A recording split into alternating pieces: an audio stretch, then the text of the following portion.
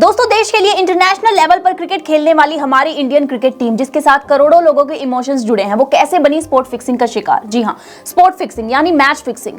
आज भी आधे लोग ये मानने को तैयार नहीं है कि मैच फिक्सिंग जैसी कोई चीज होती है, लेकिन आपको बता दूं कि 1983 में जब इंडिया ने वर्ल्ड कप जीता था, उसके 11 साल बाद भी यानी 1994 में भी लोगों के जहन तक ये बात नहीं थी। उस समय तो लोग जानते भी नहीं थे कि स्पोर्ट फिक्सिंग जैसी कोई चीज होती है, लेकिन ऐसे ऐसे लोगों के नाम निकलकर सामने आए हैं कि मैं गारंटी देती हूं आपके पैरों के तले से जमीन खिसक जाएगी। तो वीडियो में एंड तक जरूर बने रहें। ऐसी इंटरेस्टिंग वीडियो के लिए हमारे चैनल को सब्सक्राइब करें, बेल आइकन को दबाएं ताकि नई नई वीडियो की अपडेट्स आप तक आती रहे। तो दोस्तों, हुआ कुछ यूं कि 1994 सितंबर में 3 मैचेस की टेस्ट सीरीज खेलने के लिए ऑस्ट्रेलिया पाकिस्तान आती है। सीरीज खत्म होने के बाद ऑस्ट्रेलिया के खिलाड़ी शेन वॉर्न ने बताया कि पाकिस्तान के सलीम मलिक ने उनसे कहा था कि अगर वो पाकिस्तान में ही ये सीरीज हार जाएंगे तो उनके घर जला दिए जाएंगे और आप ये 2 करोड़ रुपए रख लीजिए, लेकिन ये सीरीज हार जाइए। तो ये बात शेन वॉर्न, टिम वे और मार्क टेलर ने अपने कोच, कैप्टन और मैच रेफरी को बता दी। दोस्तों, ये बात शेन वॉर्न ने अपनी डॉक्यूमेंट्री में भी बताई है, जो यूट्यूब पर अवेलेबल है, आप देख सकते हैं। तो जैसे ये बात बाहर आई तो आम जनता बहुत भड़क गई। अब आप भी जानते हैं कि क्रिकेट को लोग कितना पूछते हैं, तो ऐसे में उनके इमोशंस को हर्ट करने वाली बात आ गई थी। तो ये बात बहुत ज्यादा बढ़ गई थी। तब पाकिस्तान के अंदर जस्टिस फखरुद्दीन और जस्टिस मलिक मोहम्मद कयूम ने पाकिस्तान में अलग से कमीशन बनाया और कई इंसिडेंट्स को उठाकर इंक्वायरी स्टार्ट कर दी, ताकि पता चल सके कि सच में मैच फिक्सिंग हो रही है या नहीं। जिसके बाद दोस्तों, पाकिस्तान में इंक्वायरी बिठाई गई और इंक्वायरी में 2 लोगों के नाम सामने आए, सलीम मलिक और वसीम अकरम। सलीम मलिक पर तो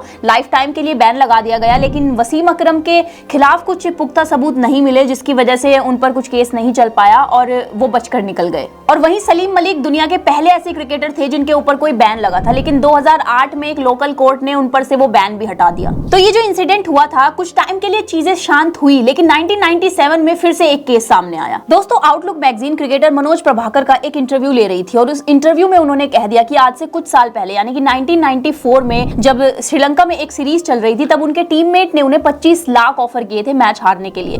जिसके बाद बीसीसीआई के फॉर्मर प्रेसिडेंट यानी कि आईएस बिंद्रा ने कहा कि ये जो 25 लाख ऑफर किए गए थे, ये किसी और ने नहीं बल्कि इंडिया के माइकल जॉर्डन माने जाने वाले कपिल देव ने किए थे। जिसके बाद आम जनता आग बबूला हो गई और बीसीसीआई को इन्वेस्टिगेशन बिठानी पड़ी, जिसको chief justice of honourable Yashwant Chandrachud देख रहे थे। कई दिनों तक इन्वेस्टिगेशन होती है और अक्टूबर 1997 को इस पूरी इन्वेस्टिगेशन की रिपोर्ट आती है, जिसका नाम था चंद्रचूड़ रिपोर्ट। इस रिपोर्ट को मीडिया को हैंडओवर किया गया, लेकिन ऑफिशियली पब्लिश नहीं किया गया था। इस रिपोर्ट को लेकर कई सारे क्वेश्चंस भी उठे थे कि सही से इंक्वायरी नहीं हुई है। दरअसल इस रिपोर्ट में चंद्रचूड़ जी ने मोटा मोटा ये कहा था कि लार्ज स्केल पर सट्टा खेला जा रहा है, लेकिन जो प्रॉब्लम है ये लॉ एंड ऑर्डर की है। जिसके बाद 2000 में जब साउथ अफ्रीका इंडिया आती है 2 टेस्ट और 5 वनडे खेलने के लिए, और जब ये सीरीज चल रही थी, तब अंडरवर्ल्ड डॉन दाऊद इब्राहिम और छोटा शकील का एक आदमी था सलीम हथेली, जो इंडिया के अंदर फिरौती वगैरह लेता था बड़े लोगों से। तो इसी टाइम पर सलीम हथेली ने अपोलो टायर्स और खन्ना ज्वेलर्स के जो मालिक थे उनसे फिरौती मांगी, और ये दोनों ही बिजनेसमैन थे। तो इन्होंने फिरौती देने के बजाय पुलिस में जाकर कंप्लेन कर दी। तो दोस्तों, पुलिस ने एक प्लान बनाया कि ये जो सलीम हथेली कॉल कर रहा है, इसको कंटिन्यू करते हैं, ट्रेस करने की कोशिश करते हैं कि कहां कहां इनके लिंक्स हैं।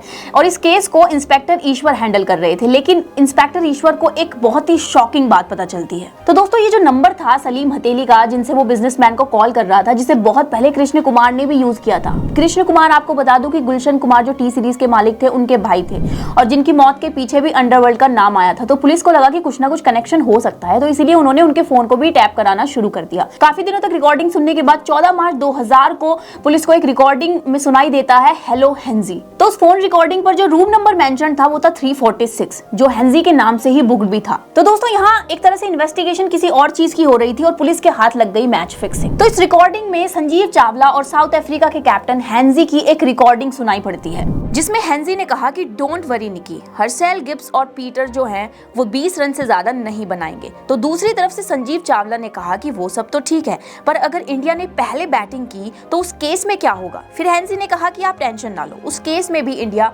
250 से ज्यादा रन नहीं बना पाएगी। और अगले दिन मैच होता है, इंडिया पहले बैटिंग करती है और 248 रन ही बना पाती है। इसके बाद साउथ अफ्रीका की टीम खेलने आती है और हर्शेल 19 रन पर आउट हो जाते हैं, निकी 14 रन और पीटर 1 ही रन बनाते हैं, और उसके बाद भी साउथ अफ्रीका ये मैच जीत जाती है। तो पुलिस सीरीज खत्म होने के बाद केस फाइल करती है और मीडिया में भी सारे सबूत दिए, जिसके बाद तो दोस्तों देश में हंगामा मच जाता है। वहीं हेंजी से पुलिस पूछती है तो वो मानने से इनकार कर देते हैं, जिसके बाद साउथ अफ्रीका इन्वेस्टिगेशन करती है और फिर हेंजी कबूल करते हैं कि हाँ उन्होंने मैच फिक्सिंग की थी। जिसके बाद दोस्तों 15 जून 2020 जिस दिन सबसे बड़ा बॉम्ब फूटा इंडिया में मैच फिक्सिंग का, जिसमें नाम निकल कर आया मुकेश मुकेश गुप्ता का। और हेंजी ने यही कहा कि मुकेश गुप्ता के कहने पर ही उन्होंने ये सब कुछ किया था। जिसके बाद मुकेश गुप्ता अंडरग्राउंड हो गए, काफी दिनों तक पुलिस के हाथ नहीं लगे, लेकिन पुलिस ने उन्हें खोज निकाला और जब उनसे पूछताछ की तो उन्होंने बोला कि मैं कुछ भी नहीं बता सकता वरना मुझे जान से मार दिया जाएगा। लेकिन पुलिस के प्रेशर बनाने के बाद वो सारी चीजें डिटेलिंग में बताते हैं और जिसके बाद दो नाम निकलकर सामने आते हैं, अजय शर्मा और मनोज प्रभाकर। फिर दोस्तों सीबीआई इस पर इंक्वायरी करती है तो वो बताते हैं कि 1992 में जो ऑस्ट्रेलियन सीरीज वाली डील हुई थी उसमें नवजोत सिंह सिद्धू भी शामिल थे और 1994 में जो सिंगल कप में कपिल देव ने ही 25 लाख ऑफर किए थे मैच हारने के लिए। तो उन्होंने सारी बातें कबूल करी और ये भी बताया कि मुंबई के ताज होटल में एक लॉकर है जिसमें वो सारा कैश जमा करते हैं। जिसके साथ साथ दोस्तों सुनील गावस्कर, रवि शास्त्री, नवजोत सिंह सिद्धू, बीसीसीआई के फॉर्मर प्रेसिडेंट, इन सब के स्टिंग ऑपरेशन करे गए और इस तरह से बीसीसीआई को पता चला कि मैच फिक्सिंग एक्चुअली में हो रही है और 5 इंडियन प्लेयर्स और 9 इंटरनेशनल प्लेयर्स भी इसमें शामिल है। बात फिर कुछ टाइम के लिए दब गई, लेकिन फिर आईपीएल 2013 में फिर से मैच फिक्सिंग का केस सामने आया और ये भी दोस्तों कोइंसिडेंटली ही सामने आया था। तो दोस्तों Maharashtra control of organised act के तहत सीबीआई ने 42 लोगों के ऊपर चार्जशीट फाइल करी। दरअसल इन पर एंटी इंडियन एक्टिविटी के इल्जाम थे जिसमें कई लोग पाकिस्तानी भी थे और मेन इसमें दाऊद इब्राहिम, छोटा शकील और संदीप सैंडी थे। इन पर इंक्वायरी की गई जिसके बाद 2 नंबर निकलकर सामने आए जो एक पाकिस्तान का था और एक दुबई का। जिसके बाद इन नंबरों की टैपिंग शुरू कर दी जाती है और रिकॉर्डिंग सुनकर पता चलता है कि श्रीसंत भी इस फिक्सिंग में शामिल थे। तो 15 मई 2013 की रात को पुलिस इनको पकड़ने निकलती है। ये दरअसल मुंबई के इंटरकॉन्टिनेंटल होटल में रुके हुए थे और जब पुलिस इनको पकड़ने इनके रूम तक पहुंचती है तो वहां ये अकेले नहीं होते। श्रीसंत के साथ साथ जीजू जनार्दन और 2 लड़कियां भी वहां मौजूद थी और साथ ही साथ 72,000 कैश उनके पास से बरामद भी किया गया। जिसके बाद राजस्थान रॉयल्स के अजीत और अंकित को भी पुलिस अरेस्ट करती है इस फिक्सिंग के पूछताछ के सिलसिले में दोस्तों। जिसके बाद फिर से ट्रेसिंग होती है और नंबर निकल कर आता है दाऊद इब्राहिम का। जिसके बाद इस बात का खुलासा होता है कि ये जितनी भी मैच फिक्सिंग हो रही है ये पाकिस्तान के अंडरवर्ल्ड चला रहे हैं। तो दोस्तों लॉ की अगर बात करूं तो वो इतना स्ट्रांग नहीं है फिक्सिंग के मामले में, स्पेशली कि आप इन सबूतों के रिकॉर्डिंग के मदद से ही किसी को सजा दिलवा दो और इसीलिए इन प्लेयर्स को सजा हुई भी नहीं और ये सब के सब छूट गए। तो दोस्तों ऐसी बातें जब हम सुनते हैं और स्पेशली क्रिकेट को लेकर जिसे लोग इंडिया में पूजते हैं, जिससे करोड़ों लोगों के इमोशंस जुड़े होते हैं, टीम अगर हार जाती है तो